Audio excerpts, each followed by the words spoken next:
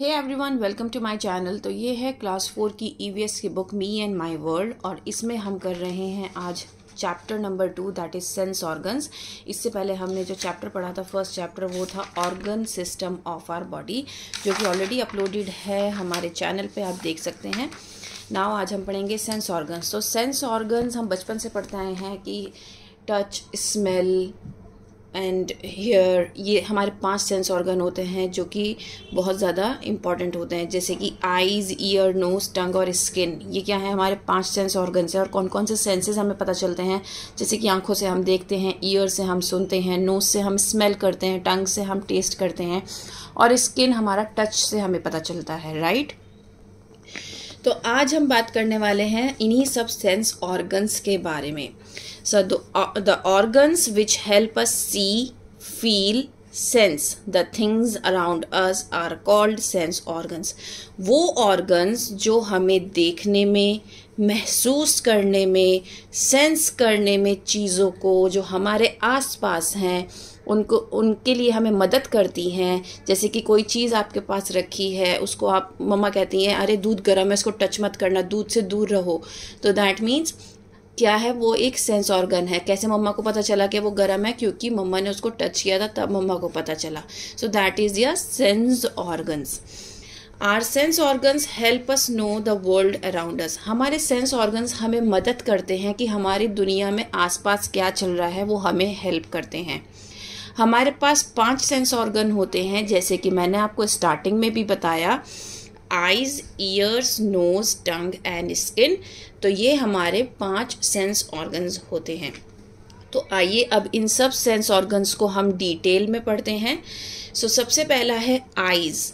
Eyes help us to see the things around us. Eyes हमें मदद करती हैं कि हम अपने चारों तरफ क्या चल रहा है, क्या हो रहा है, उसको देख सकें। आइज से हमें पता चलता है भाई इस चीज़ का कलर क्या है। हम कलर्स की पहचान करते हैं ना कि ये रेड कलर है, ब्लैक है, ग्रीन है, ब्लू है, just because of our eyes, क्योंकि हम आइज से उन कलर्स को देख पाते हैं। किसी भी शेप को हम रिकॉग्नाइज करते हैं, कैसे कि ये सर्किल शेप है, ये ट्राइंगल शेप है, ये रेक्टेंगल शेप है। तो कैसे रिकॉग्नाइज करते हैं?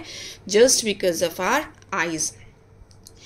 किसी चीज़ का साइज, कोई छोटा है, कोई बच्चा छोटा है, कोई लंबा है, कोई टॉल है, कोई शॉर्ट है, ये हम कैसे पता लगाते हैं? Just because of our eyes. तो ये सब चीज़ें हमें कैसे पता चल रही हैं? शेप, कलर, साइज हमें आँखों से पता चल रहा है। और कौन सी चीज़ कितनी डिस्टेंस पर रखी है, ये भी हमें अपनी आँखों से ही पता चलता है। तो आइज क्या है? साइट का एक सेंस ऑर्गन है, जिससे हमें देखने की क्षमता, हमारी देखने की जो क्षमता है, वो हमें कौन देता है? आइज देती हैं। अगर आपने एक चीज़ नोटिस की हो कि जब भी आपको छींक आती है तो आपकी ऑटोमेटिकली जो आईलिड्स हैं वो क्लोज हो जाती हैं, आंखें बंद हो जाती हैं। तो ये एक नॉलेज है जो आपके पास होनी बहुत ज़रूरी है कि कभी भी आप ओपन आइज में स्नीज नहीं कर सकते, छींक नहीं सकते, ठीक है। तो ये हमारी जो आईलिड्स हैं, जो आईलिड्स होती हैं, वो ऑटोमेटिकली क्या हो जाती हैं? बंद हो जाती हैं। Now let's talk about years. Years means हमारे कान, जो कि हमें सुनने में मदद करते हैं। हम म्यूज़िक सुनते हैं, या फिर बहुत ज़्यादा हॉर्न कोई बजा रहा है, जिसको हम नॉइज़ पॉल्यूशन भी कहते हैं ना, बहुत कोई हॉर्न बजा रहा है या बहुत कोई लाउड म्यूज़िक चल रहा है, तो वो हम किस चीज़ से सुनते हैं? अपने कानों से सुनते हैं। हमारे पास 2 कान होते हैं, ठीक है। So basically cover one ear and try to tell exactly where a sound is coming from. तो अगर हम कोई एक्टिविटी आपसे करने के लिए कहें कि भाई आप एक कान बंद कर लीजिए और दूसरे कान से सुनिए कि आपको आवाज़ कहाँ से आ रही है, you will point in the wrong direction. आप हमेशा गलत डायरेक्शन में ही आंसर करेंगे। इससे पता चलता है कि हमें सुनने के लिए दोनों कानों की ज़रूरत होती है, सिर्फ एक कान से हम नहीं सुन सकते। So ears are sense organs of hearing. तो ईयर से क्या करते हैं? हम हेयर करते हैं, सुनते हैं, ठीक है। नोज़ हमें स्मेल करने में मदद करती है, हमें बताती है कि बदबू आ रही है या खुशबू आ रही है। जैसे हम कोई फ्लावर देखते हैं तो फ्लावर्स में हम एकदम सबसे पहले फ्रेग्रेंस चेक करते हैं कि उसकी खुशबू कैसी है, और कभी कभी ऐसा होता है कि आप घर में घुसे और बिरयानी बन रही है और आपके मुंह में पानी आ जाता है। अरे मम्मा, दरवाजे में घुसती है, आपने बिरयानी बनाई है क्या? बहुत खुशबू आ रही है, बहुत यम्मी खुशबू आ रही है मम्मा, जल्दी से मुझे खाना दे दीजिए, मुझे बहुत भूख लगी है। तो ये आपको कैसे पता चला घर में बिरयानी बनी है? सिर्फ फ्रेगरेंस से, उसकी स्मेल से पता चला। ठीक है। नोज से हम सांस भी लेते हैं। नोज सेंस ऑर्गन होता है हमारा स्मेल का। ठीक है। नाउ लेट्स टॉक अबाउट टंग। टंग से हम चीज़ों को टेस्ट करते हैं, जैसे कि आइसक्रीम। आइसक्रीम तो हम सबको बहुत पसंद होती है ना, हमें बार बार आइसक्रीम चाहिए होती है ना। तो आइसक्रीम क्या है, हमारे टेस्ट बर्ड के अकॉर्डिंग हमें बहुत पसंद है। हमारे बहुत सारे टेस्ट बर्ड होते हैं ना हमारे टंग पर, तो हमें मीठी चीज़ें खाना बहुत पसंद होता है, आइसक्रीम खाना बहुत पसंद होता है।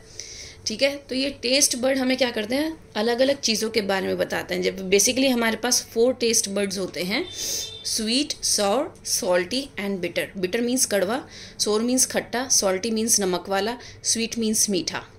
ठीक है। तो ये 4 टेस्ट हम बता सकते हैं अगर हम कोई भी चीज़ खाते हैं। जैसे कि कई बार खीरा जो होता है वो बहुत ज़्यादा कड़वा निकल जाता है, हम उसको एकदम थूकते हैं, तो वो बिटरनेस किसने बताया हमें? हमारी टंग ने। ठीक है।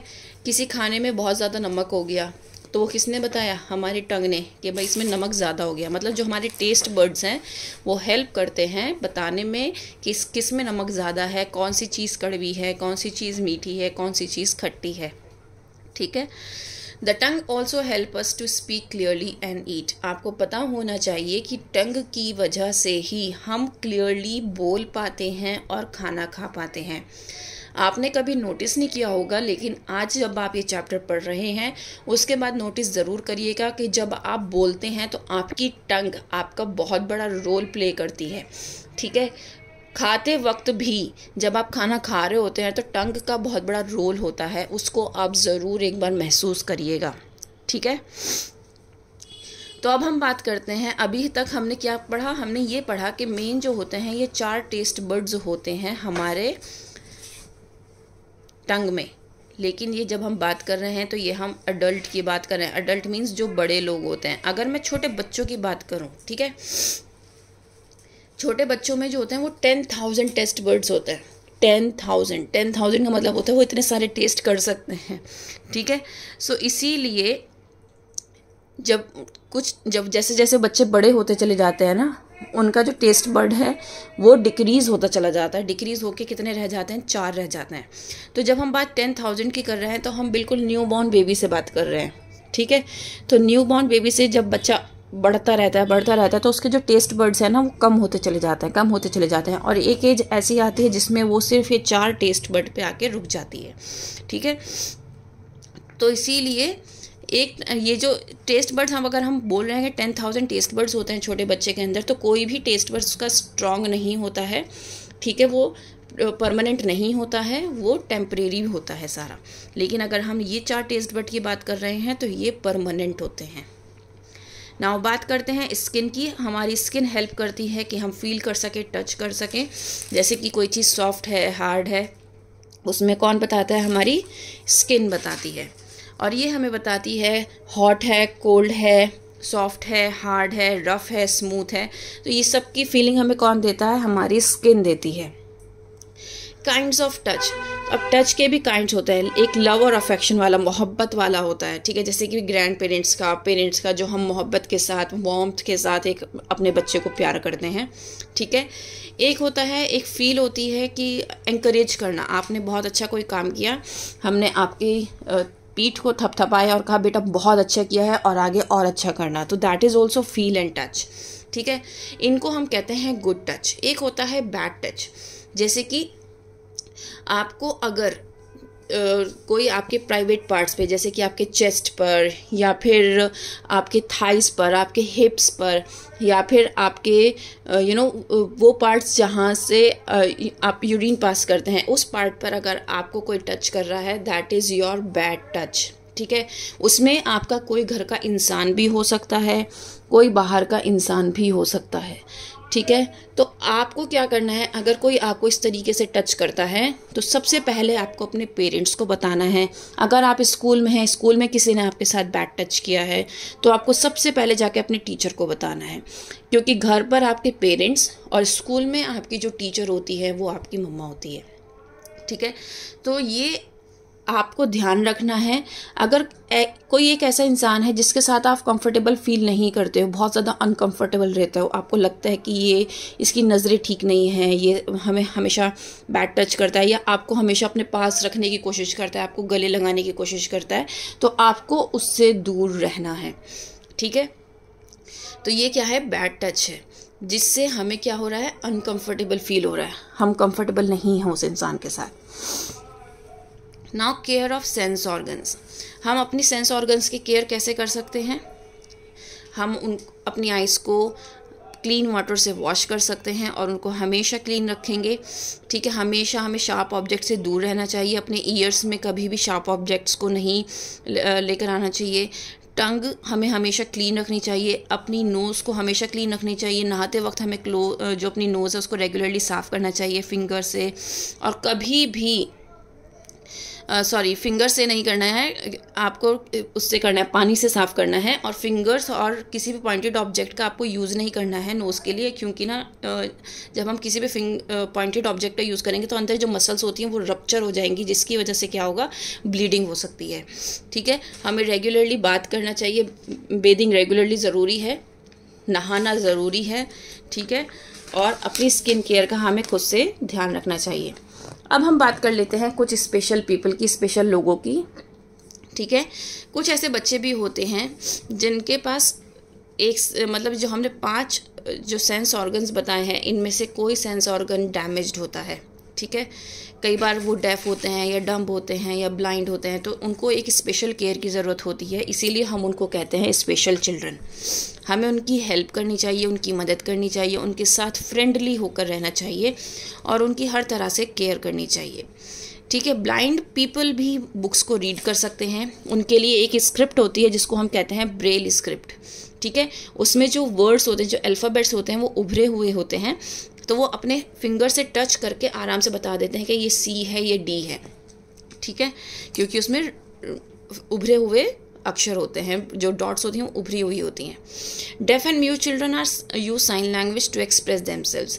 अब आपने साइन लैंग्वेज के बारे में पढ़ा ही होगा, जिनकी आंखें होती हैं लेकिन वो सुन नहीं सकते, तो वो क्या करते हैं, वो जो सुन नहीं सकते, जो बोल नहीं सकते, वो अपने एक्सप्रेशंस का यूज़ करते हैं, साइन लैंग्वेज का यूज़ करते हैं और एक दूसरे को अपनी बात को समझाते हैं।